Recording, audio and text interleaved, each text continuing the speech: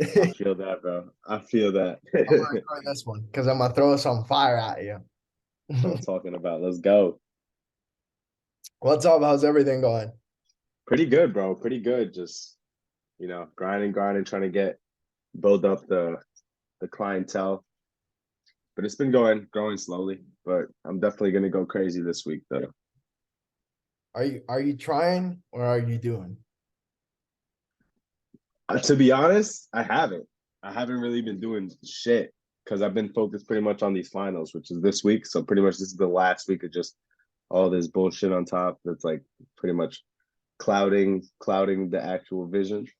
But Yeah. yeah, I've been trying to get out there as much as I can. I pretty much have everything down for the most part. So I'm gonna start door knocking tomorrow. Cool. That's good. You know, there's you can either be trying or you can be doing one or the other. Uh-huh. One or the other. Trying isn't doing. Trying isn't doing. I haven't met anybody that has tried and actually succeeded. Have you met that guy that's like, oh, I'm trying. Yeah, Yeah, all the time. that person is They're probably, always trying. they always try, but they never succeed. Yeah. Be a doer, like Frank says. Hey, you still owe me dinner, bro. What's up? Okay, so let's start. So where are you at? So pretty much right now, I'm just trying to pretty much just refine the script Mhm. because it's like right now. Let me pull up what I got. Like I pretty much have like the script for the most part down, like the structure of it, like intro Uh-huh. presentation to the end. But like I feel like my transitions could be better. Okay, cool. So transitions from what to what? Because we have broken it down in three parts now. It's introduction to Presentation. presentation to close. So So I would say like from introduction to the presentation, I feel like that transition. Actually, no. The transition from the presentation to the close itself. cool. What's the question that you use? So I pretty much after I pretty much present what we do, I would then pretty much start asking them questions like, have you had a cleaning service before?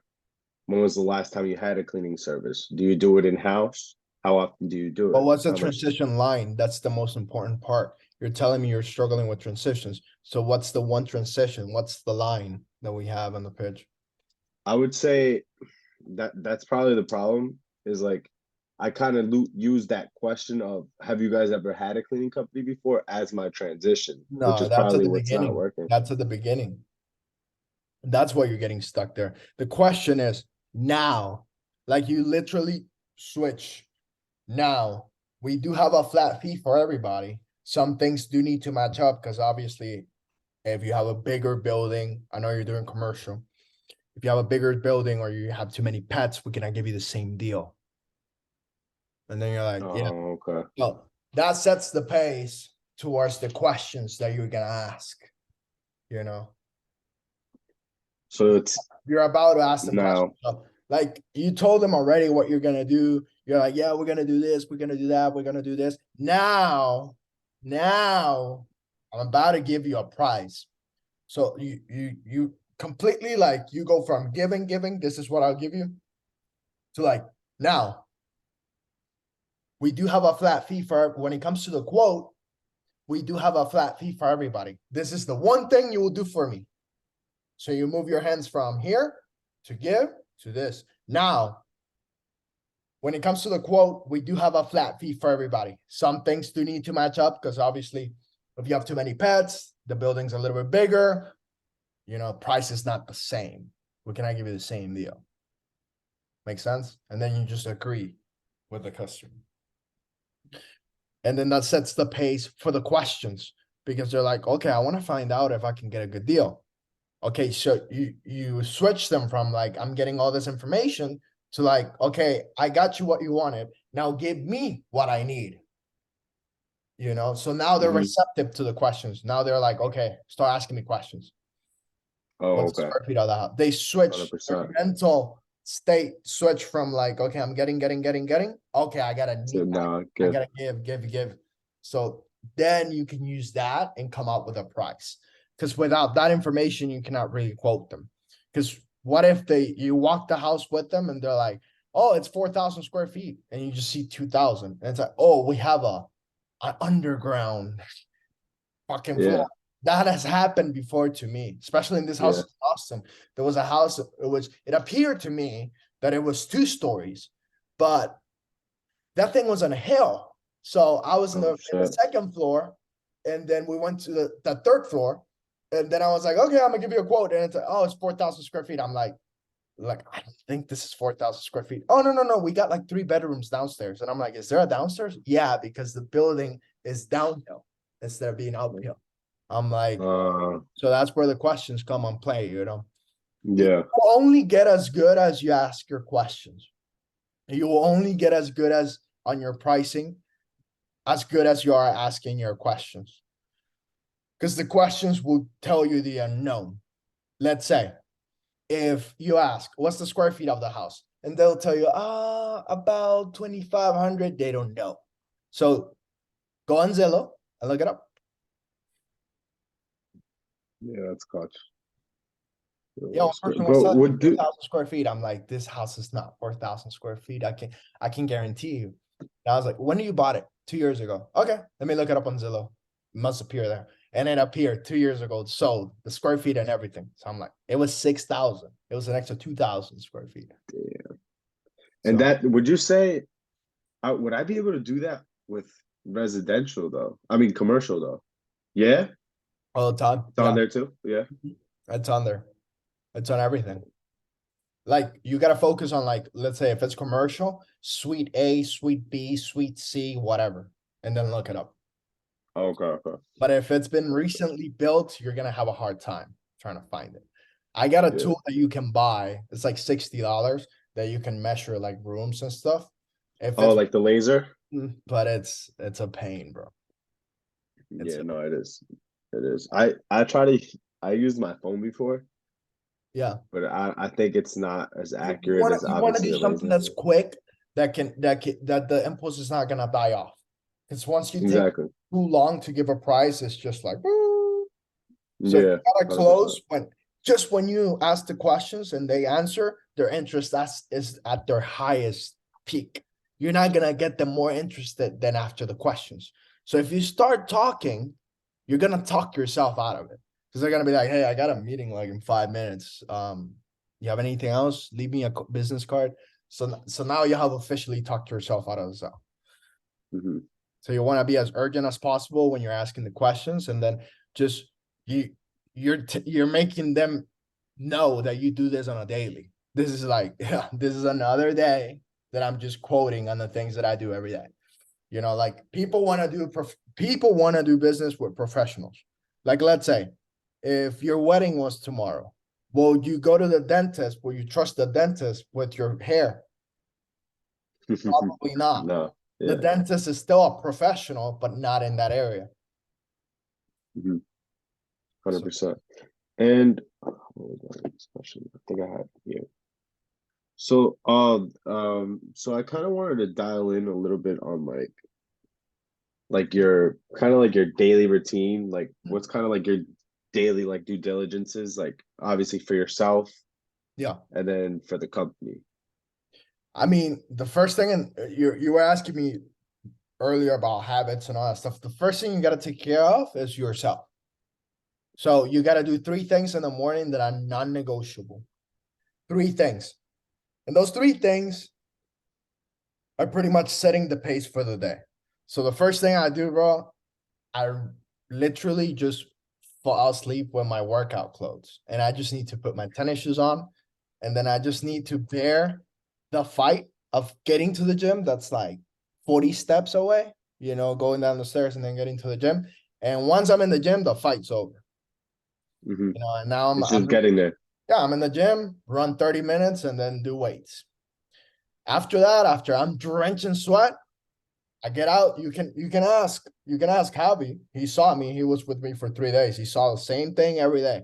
And he was like, man, you do the same thing every day. Yeah, it's easy. Now it's simple now because I Mhm. did it so many times that it's easy. So then So after that, you mhm, start your day with a workout? yeah, no eating. Ever You one haven't thing? earned anything. You cannot eat. What are you gonna eat? You wake up and you eat. That's what fat people do. Yeah. 100%. Wake up, eat. 100%. Wake up, look at your phone. I look at my phone. Yeah. That's one thing I need to fucking get rid of. But Yeah, the phone makes me money, so it's almost impossible exactly. to not do it. And then we're cleaning up 4 a.m. We're cleaning offices, so they typically tell me, "Hey, it's done." So I need to check the phone anyways. So I walk, come back drenched. Like the one thing you gotta come back from the gym in the morning's drenched. Like you gotta feel the sweat. Like, hey, fuck, I put in the work, Come back, shower, instant. And then you feel like your energy just like radiating, bro, in a different frequency. Now you're ready Yeah. for the whole fucking day. Like, and then I sit down for 15 minutes, no more than that, and this is my office. I'm almost in the kitchen. But Mhm. I sit down here, I either read or plan something that's gonna go in the day, but I do it for 15 minutes. 15 minutes. I literally put the clock 15 minutes, no longer than that. Then after that, and then cook breakfast. Now I've earned the right to eat after Uh-huh. doing at least 3 things for myself. I've accomplished X, Y, and Z. I'm just not gonna feed myself just because, oh, it's time to eat. So I'm it's like workout, and then after that you're gonna shower, and then after that you're gonna work for you said 15 minutes? 15, 5, 5, 5, 15, Oh, nothing 15. more. 15 minutes. You're just switching 15. your brains. Like you're switching from like wake up, boom, go to the gym, explosive, pa, pa, pa, pa, pa, pa, pa, and then you come back drenched. You go to the shower, you cool down, and pretty much once the fucking water is hitting you, like, and you're warm, bro. So it has like a Mhm. chemical thing in your body. You come out, you sit down, you read something, you activate your brain in a different way. It went from running to like extreme to like I'm now learning. You wake up from the moment you wake up, you actually wake up to like 2 hours after you actually woke up. So if you wake up at 5, your first meeting gotta be at 7. If your first meeting is at 6, you gotta wake up at 4 because you're only fully awake after 2 hours of waking up. So what you're doing is speeding up the process of you waking up. So if you go run, it's gonna be quicker than 2 hours because your body is moving. Then you go take a shower, boom, you sit down, and then you switch your brain from activity to productivity on a book or something or writing something. And then you feed yourself. And then you do eggs, whatever you have. And then from that, you go out, do business, whatever you have for the day. But at 8 a.m. in the morning, you gotta be out of the house, 8 a.m. Because after 9, that's when people start working 9 to 5. So you gotta get there an hour early. And you beat all the fucking traffic, 100%. and then 8:30, you have your first meeting whatsoever, whatever you got, your first cleaning, whatever it is. And then from 8:30 till 7 p.m., you're working. So that's a 12-hour day because you're getting home at 8 p.m. anyways. So 12 hours a day, 7 days a week, non-negotiable. So 7 times 12, what's that? 14, 14, 10 times 12. 22. Damn. Uh, 70, almost 84. 100 hours, 84 hours. Yeah. And sometimes you're gonna work more because you come home and you either send invoices for an hour or so and you catch up on all the work you didn't do And when do you send your invoices? at night. At, at the end of the day? Yeah. Because I don't want Yeah. to send invoices at the beginning of the day. That's like tedious work for me. Yeah, So I leave 100%. it, yeah, I'm like and then our recruiter Sarah does part of it. I just do like customers that are special to me. Like the high-end customers, I typically do the invoices myself because the last thing that I want is for her to send the wrong invoice to the wrong customer. 100%. If they once we messed up an invoice for like $4,000, and it appeared to us like you're charging more the customer, and it was just like a typo. Yeah, Mm, so 100%. That's definitely a problem. so yeah. And then what else? So yeah, I mean you gotta wake up, sweat, take a shower, use your brain for 15 minutes, eat, then start your day. You're ready to start your day after you do that. You're more than ready. Even Javi was telling me, shit, I feel great. I'm like, yeah, this is what I've been telling you to do, but you're so stubborn that I need to show you how to do it. He's like, Yeah. oh, you were right, bro. And now he's eating better. I don't know. I'm not there Mhm. to tell, Yeah. but everything you eat, everything you do, everything you consume, food, watch, listen to, talk, everything's gonna have an effect in your body and your mind, what you put your mind in, what everything, bro. It's gonna have 100%. an No, effect. yeah. I just recently started cleaning up my diet. I've noticed such a big change But the what? with my diet. Oh yeah, But I don't know if you remember, I was telling you, like in the summer, I was like 200 pounds, bro. really? Insane.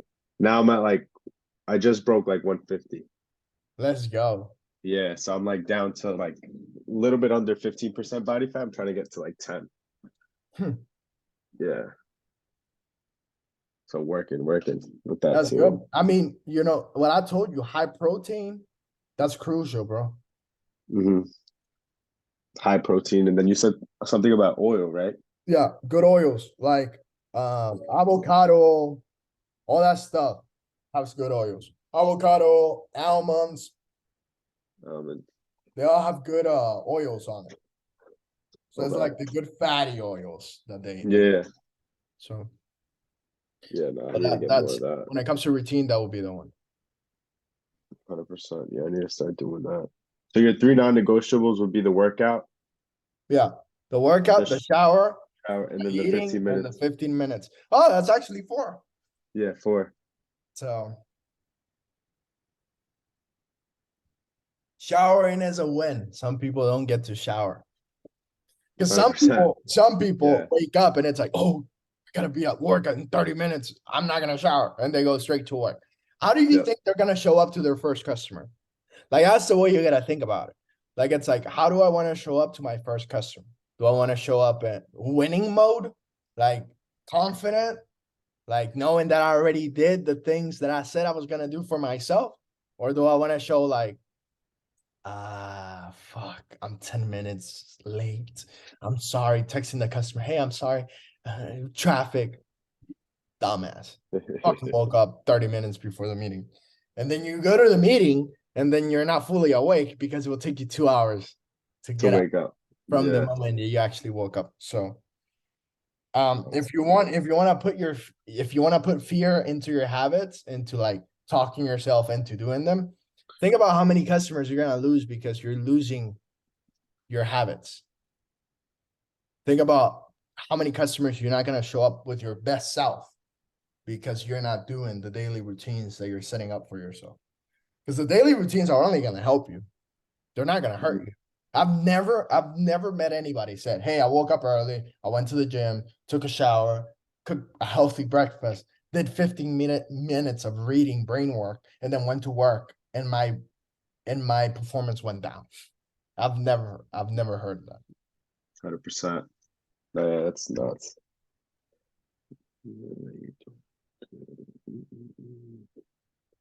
Forgot. I thought I had some notes written down of what I wanted to ask you. Shoot.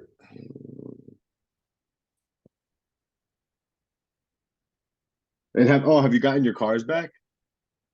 Uh that's a dread, bro. I actually had to buy another one. And like one more It's on top of taking the so one you long. already Yeah, I bought? bought another truck for that because it's taking so That's long. So so now what you're gonna have like once you're still gonna get the other ones back, right? Eventually? yeah, I'm getting them back, but a catalytic converter takes about what, 6 weeks to get back? Yeah, And then that's some of them are in back order, so it's just fucking back order. Yeah, that's so fucked, bro. yeah. Um, And like Cause everybody's stealing them, you know? So, That's the main problem, right? yeah, everybody's stealing them and there's a market for it, you know? Like it takes 2 minutes to steal one and it's costing 6 grand to everybody. Like that's the cost in the marketplace, you know, and they sell it for 3 grand. They make a quick buck, whatever. But Yeah, I, it's insane. I met a guy that actually like makes covers for them. It's like $600. I'm like, dude, yeah, once I get it, I'm gonna, Yeah, for sure. there's like a shield that's like, So they can't get to it, right? they cannot get Yeah. to. The problem is that it's so easy to take it off. Like they It's actually like too have the many. footage of the guy that took it off. It didn't take him more than 3 minutes. He literally It's went down, took it out. Because they can take it off of your car too, but they will have to jack the car. It will take so many yeah. steps that by the time they're able to even get to the convertible, you have already caught them. Yeah, that's the problem. That's so fucked. No, yeah, it was happening a lot here, but I forgot what they did. They were cutting out like where they could go, like pretty much like pawn them. Uh-huh. So they were Yeah. tracking down on that. So then they couldn't pretty much get rid of them. So then it kind of stopped for a while. But Mhm. yeah, it was happening like every day, pretty much. Yeah. Yeah, yeah, it's crazy. It is what it is. Just got to keep working, man. Mm. Moving fast so they cannot catch you. Exactly, in and out. And then, like, let's say, like for businesses wise, like I was thinking, like, do you pick and choose like what business you're gonna? No. No, I go to every single business because if I obviously have to be in a good area, right? Like I'm gonna target the customers that I want to target, and that target comes with an area.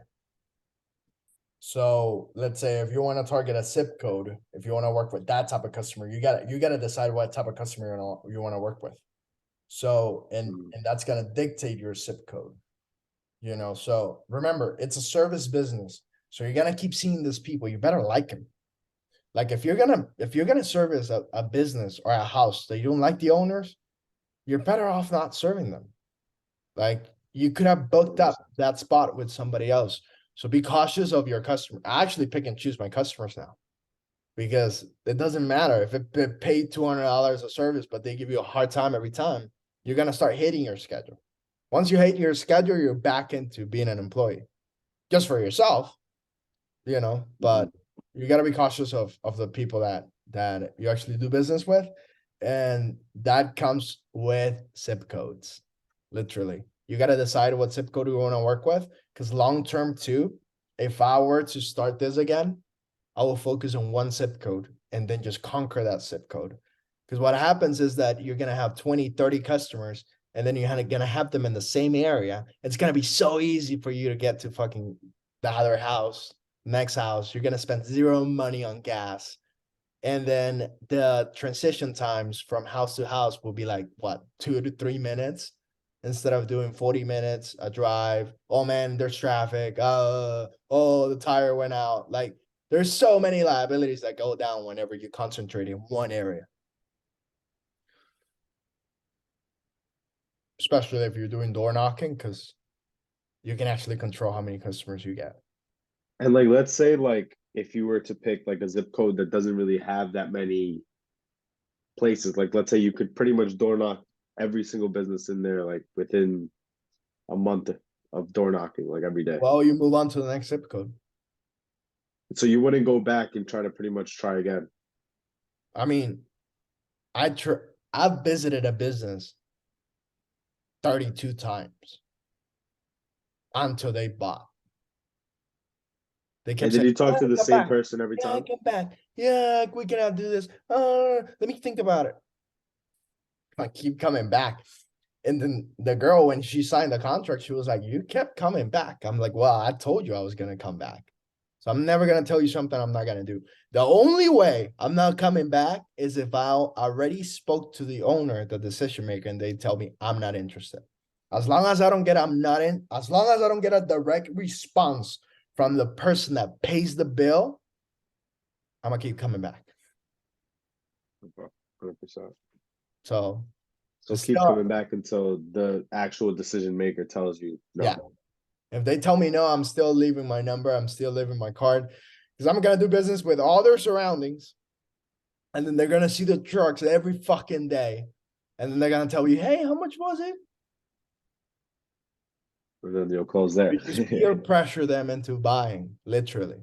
Because everybody's And do using you, you. Every time I get a hard no, like a guy took me on the process, like asked me a bunch of questions, and at the end we couldn't close the deal.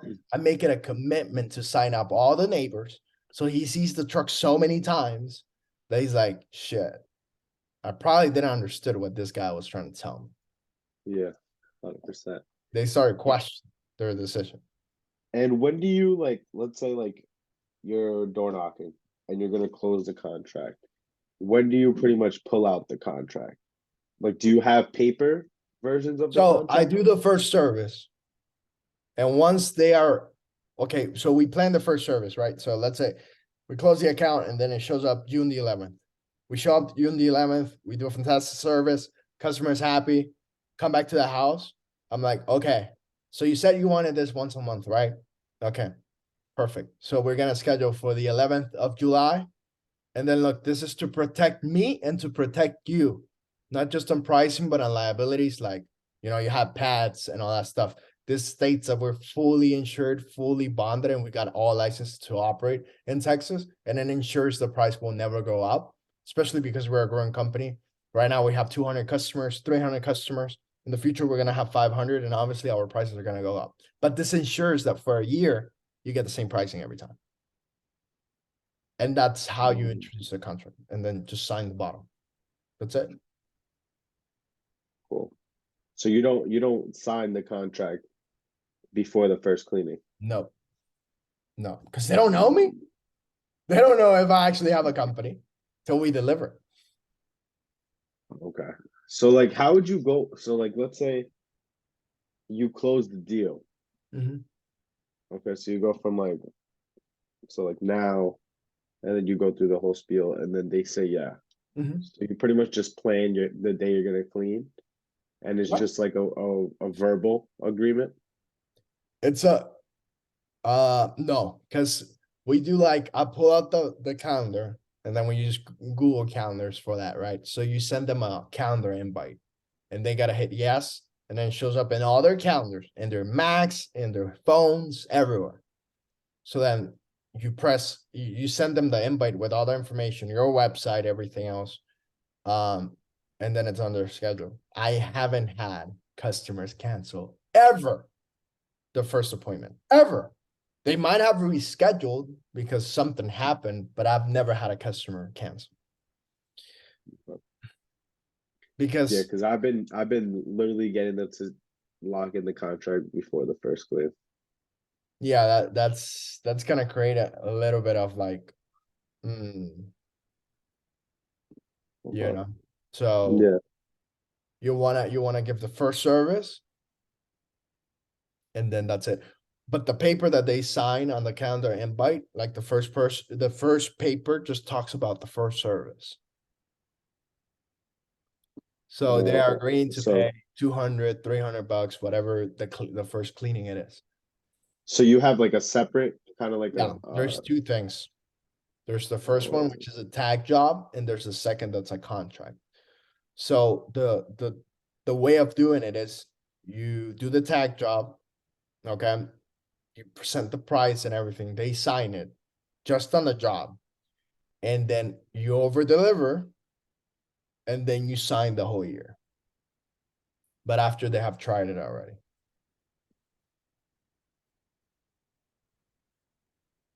So you give them, most companies won't do that. Most companies will do the 1 year all of a sudden, but you're in control. You're in control of this. So I like to keep control, and I like to do business how I would like to do business myself, and that has worked. After the first 100%. service, we close at a 85% rate. So it's still good. 100%. And some So people tell me right out, some people will ask for the contract right away. Oh, so they'll ask for it then. Yeah. So how would you explain that? Like, okay, this is like your first. This is the contract just for this first service. That way, you see if you like us or not before you go into contract for a year. How would I explain what? That, like, pretty much. Okay, like this is like this isn't the contract, but this is the contract just for like the first job. That way you see if you like our service or not before you This is lock in not a a year. contract, this is an agreement. Oh, okay. An agreement to complete services this date for this price. Then if you do like the service, then there's another paper I need to show you for you to sign to protect you and to protect me and to protect your price. That explains that we're fully insured, fully bonded, and we got all licenses to operate in the state of Texas or the state of New York. And this ensures that your price will never go up throughout the whole year. We currently have X amount of customers, but we're growing at a pace that we're going to be at 500 by this time. So this ensures that your price will never go up for a whole year.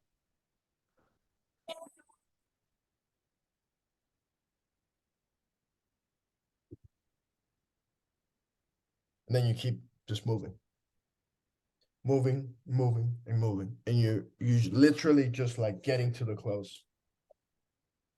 You want the first service. That's what you want. Because once you got the first service, you already got the foot in the door. If you over deliver, it's gonna sell itself. This is not a luxury. You're not selling tennis shoes. You're not selling fucking suits. You're selling a service that's a need. And you do it better than everybody else. So would you say you give the contract after you finish? Like you pretty much send them the invoice for the first cleaning and then after you send them the contract, Yeah. or My biggest accounts have done like that. One tryout service, try it out. You owe me the service for 200 bucks. And then if you like it, then the next service is on the contract. All the commercial that we have is based on that. Commercial, even the biggest one that we have residential has been like that. Nobody's just gonna trust reviews or like everybody has to wants to see your individual work. they want to experience it? Like, think about it. Like, good is different for everybody. It's different for everybody.